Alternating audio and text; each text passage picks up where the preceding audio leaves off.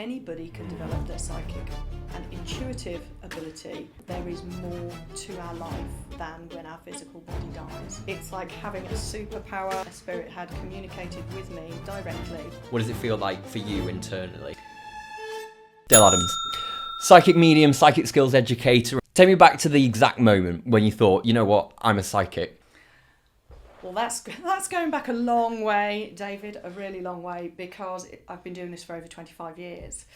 And it all came when I actually ended up in the wrong place on the wrong day, and the psychic medium that I was supposed to see wasn't available. So I ended up going to a different lady round the corner who happened to be off work with a back problem, and she basically told me that I had the ability to work mediumistically, which is to communicate with spirit, and do what she did, and that she would train me. And I was doing a Reiki treatment on somebody, and I just had this elderly gentleman. I just knew he was there, and he gave me some information. Strangely, it wasn't actually for the person I was doing the Reiki treatment on. And it sounds a bit odd, but I rang a friend of mine when I'd finished the treatment and said, "Do green socks mean anything to you?" And she said, "Yes, we buried my dad in green socks." And that was the first time out of a training session where a spirit had communicated with me directly when I was on my own.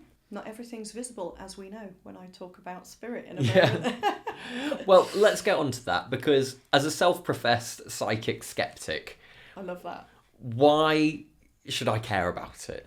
Energy is everywhere, okay? So everything that we see is made up of energy, and it all vibrates at different frequencies. Mm-hmm.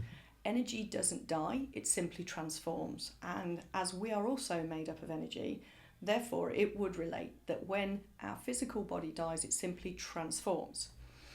To me, the way I look at it is our physical body is carrying around our spirit and our soul, mm-hmm. and therefore when our physical body dies, the spirit is released.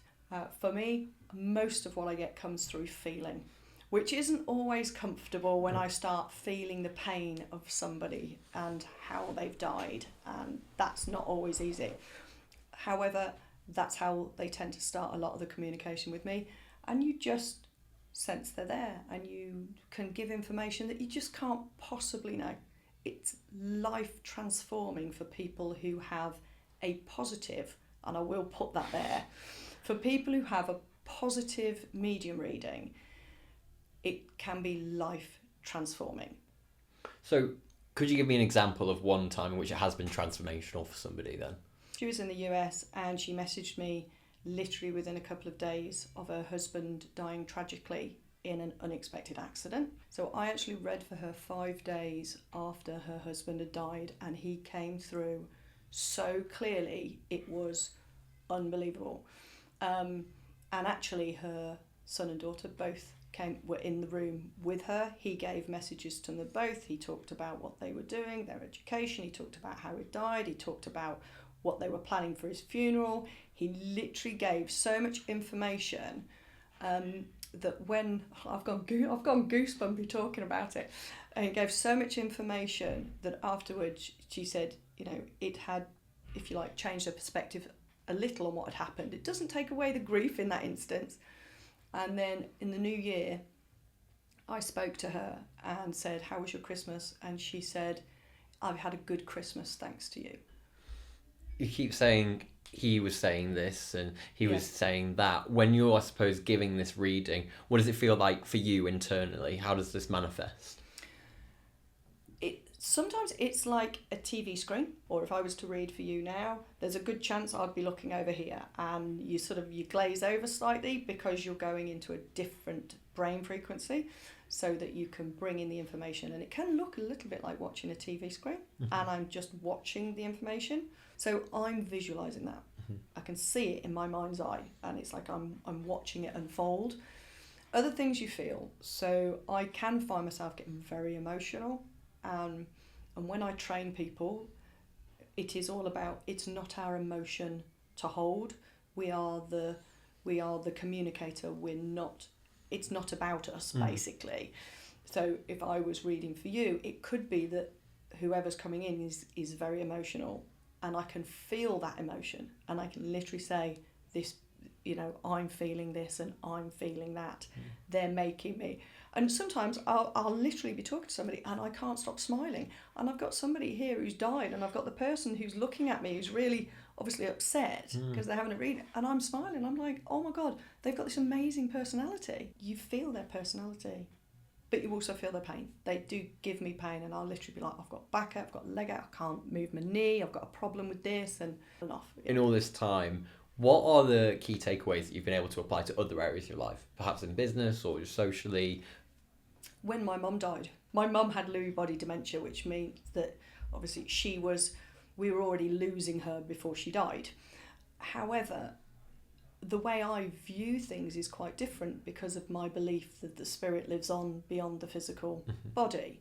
So when my mum died, I felt that it was a bit of a release and a relief for her. However, I still feel that she's around me all the time. I feel that one of the reasons I ended up being a full-time psychic medium was through guidance from my mum, taking me down that route. So at Christmas, it was my first Christmas without her, and then I had a message from somebody who had got very stuck in their grief about what an awful day I must be having, but it made me angry because for me, that was their way of grieving. That was their grief, and people often put their grief onto other people. My mum, in my opinion, was with us throughout the day. She was still part of the day. So I think for me, one of the key takeaways is they're always around. My mum had 1 month of being in hospital after a circumstance happened to her, and it was awful. But she was alive positively for 75 years. For me, I really try and focus on my mum as she was, and I remember her that way, and I visualise her that way, not because if all I did was focus on the end, I'd tear myself apart about it. Yeah. And all this, stemming from your mum and now personal experiences, I suppose now that you're doing this full time, you have been for a while, what's one thing that you've had to change your mind about? What I have changed my mind about in the last year since doing this full time is how many other people can do this. I can pick out those that have psychic ability and say, yes, you can do it. And you really don't say it to everybody. But the reality is anybody can develop their psychic and intuitive ability. Everyone's psychic. And if they want to develop it, they can. And that would be, for me, something that it's really changed. Dayle, I've got one final question for you. What's the most important or most useful business or personal advice that you've ever been given?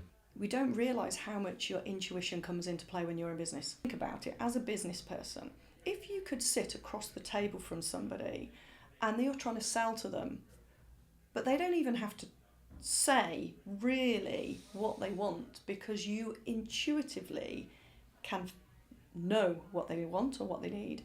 Or you can change the energy in a room because, again, everything's energy. So you know as well as I do, you could have somebody walk into this room outside now at 1 Mill Street and change the energy very quick. So from a business perspective, one of my trainees, I think, said it's like having a superpower. Somebody else said it's like having an inbuilt lie detector.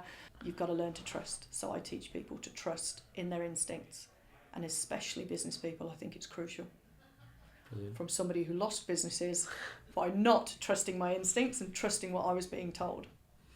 Yeah. Fantastic. Dayle, we have a close tradition on this podcast, which is where the guest, regardless of who they are, answers this one question. And that is, what is one message that you've never sent, but you wish everyone would receive? You are enough. I think so often we think we should be something better than what we are.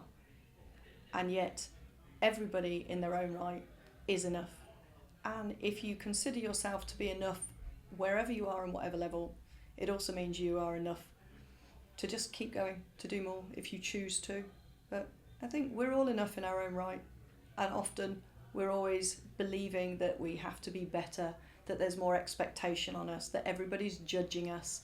And sometimes you've got to stop and say, this is who I am and I am enough.